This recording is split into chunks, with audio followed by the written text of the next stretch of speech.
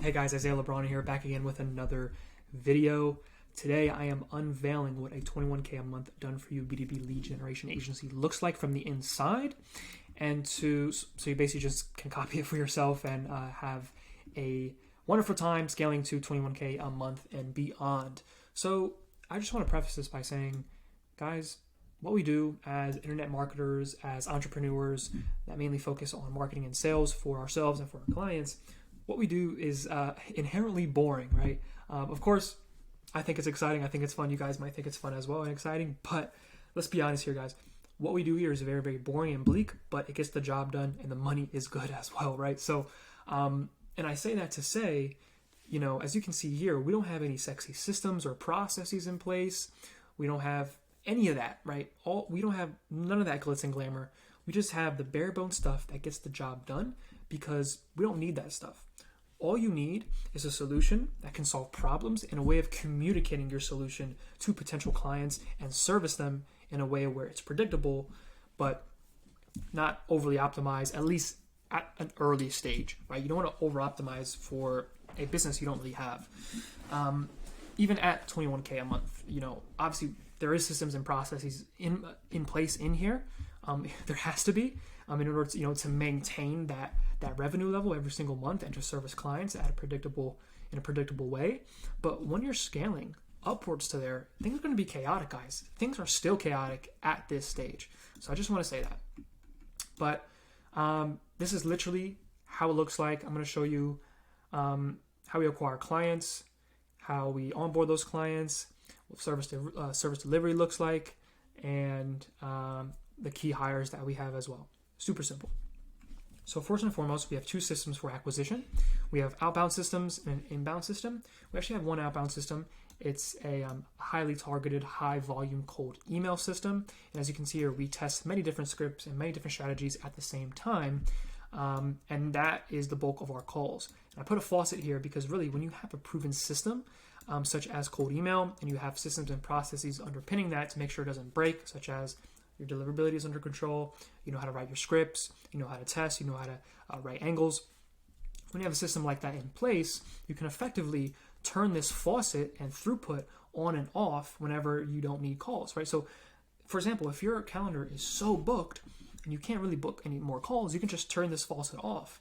But as your availability starts to increase as the days go by, you can just turn that faucet on, turn that system on, and it'll just be the same as it never left, right? You'll just start booking calls. And this is why putting systems in place for acquisition is so powerful, because as long as you don't own and take control of your own systems, there's no way that you have a business. There's no way.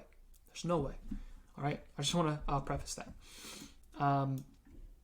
So with the SDR also, so when interested positive replies come in from the campaigns themselves, the SDR also, we have two key hires, one SDR and one VA. All right, so this is the SDR, and the SDR, every time an interested reply comes in from the cold email campaigns, the SDR warm calls those interested prospects and get them booked in for a call. So effectively, our booked call percentage heightens because the SDR is immediately calling those interested responses and getting them booked in over the phone on a call. Highly recommend you put that inside your business. It will literally change your life. I promise you.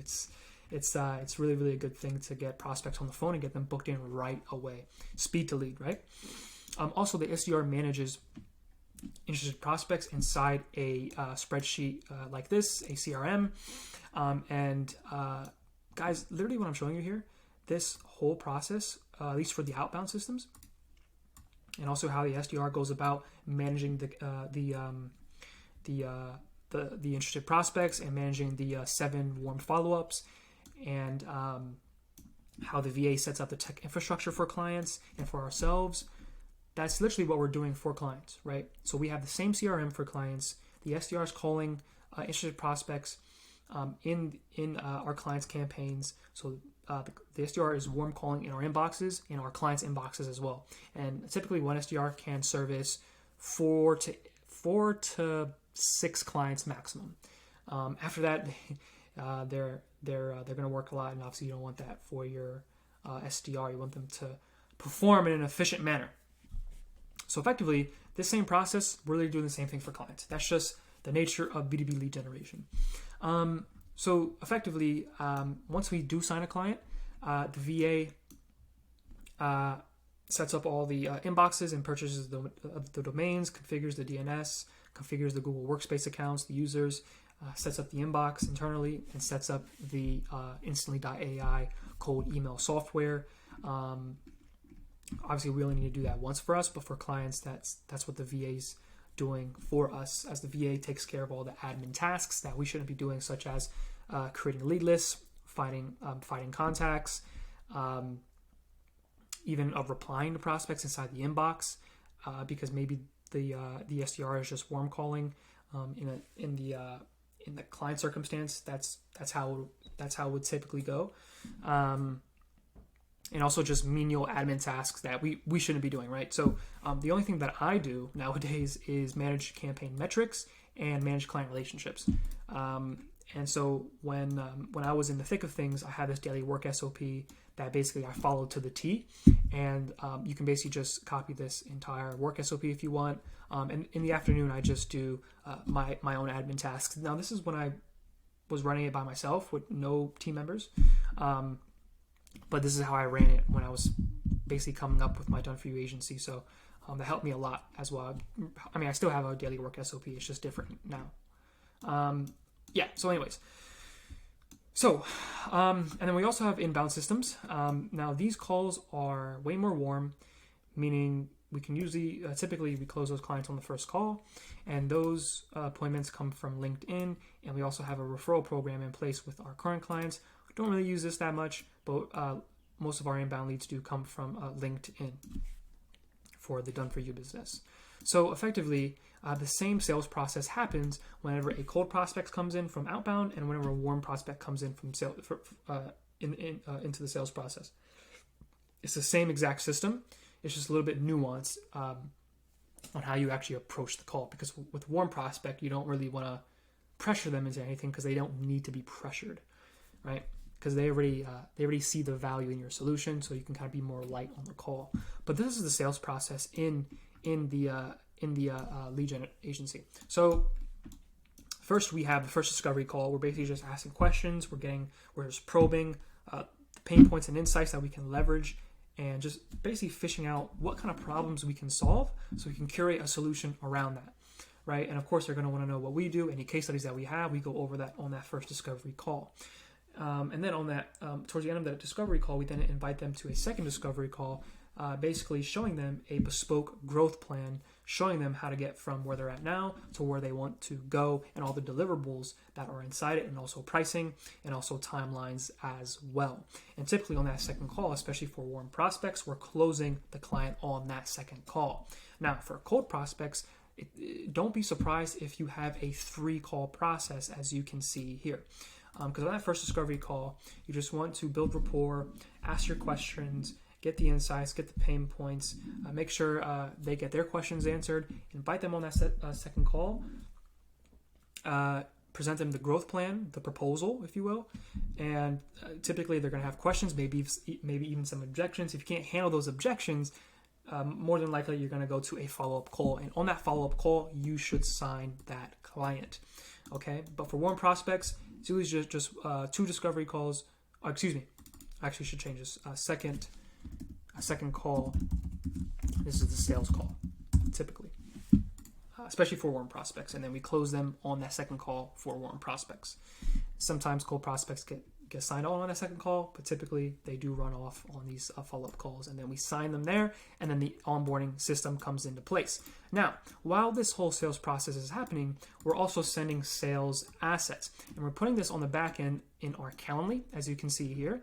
So effectively, every reminder that they get, we're just constantly giving them social proof and also our socials. So, for example, the time between maybe the first discovery call, even the second discovery call, they're doing some information on us, because that's what prospects do.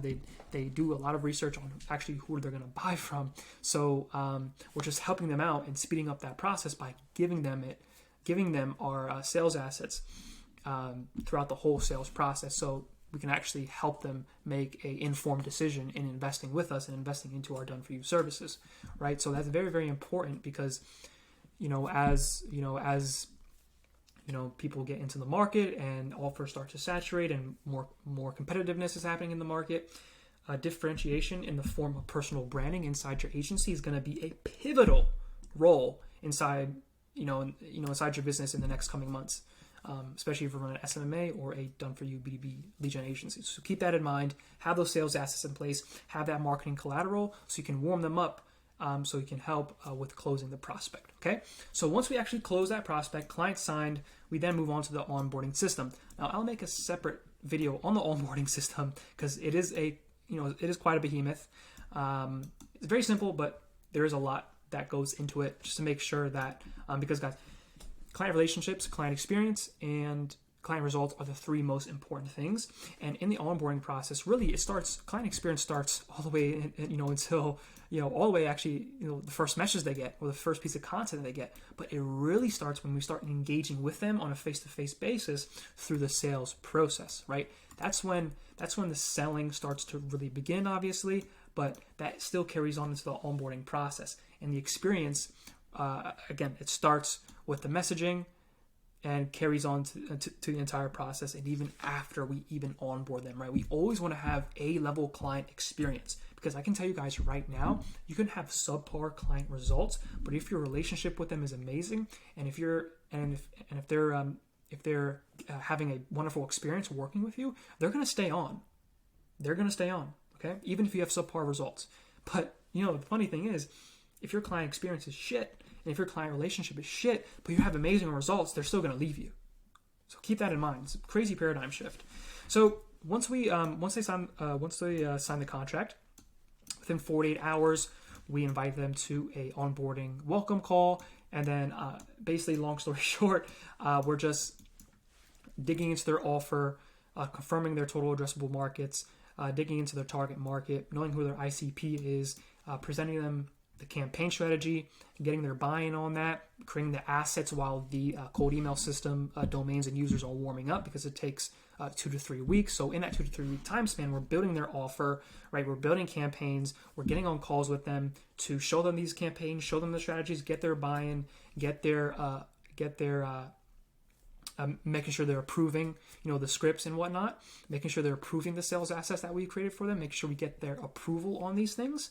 And then we're finally going to launch, and then post-launch is when we're constantly giving them good feedback and bi-weekly or weekly reports and meetings, and also just making sure throughout the whole process we are optimizing, right? We're optimizing for client experience, and we're also providing them any additional assets that we need to provide them to make, them giving us things like internal documents that we may need and whatever to have you, just making things simple. All right, basically what I'm trying to say. But again, I'll go into the onboarding system on a separate video and dive deep into each and every single category in there. But that's how we onboard clients. That feeds back into our delivery. And actually, for client success, all that we do is making sure we are updating our weekly scorecard. Basically, on this weekly scorecard, we are making sure we are hitting or at least moving towards our key performance indicators. And we have many different metrics that we look at, such as outreach volume, positive reply percentage, how many of those booked calls were actually qualified on paper, that is, how many discovery calls have we conducted, how many sales calls were supposed to take place, did we close anybody, how much revenue did that generate. So we're basically just making sure we're on track to meet those KPIs, and we do this for every single client. As you can see here, this is the scorecard that we use, and that feeds back into our delivery, because as mentioned, we're doing the same thing. Let me just put a line here. We're doing the same thing that we do for ourselves, but we're doing it for clients, and we're just keeping score on, we're keeping score, making sure we're keeping track on getting towards those KPIs, okay? Hopefully that makes sense. And then lastly, all this, as you can see here, we're talking about scripts, lead lists, market research, our onboarding systems. really every single thing is encompassed and supplemented by ChatGPT.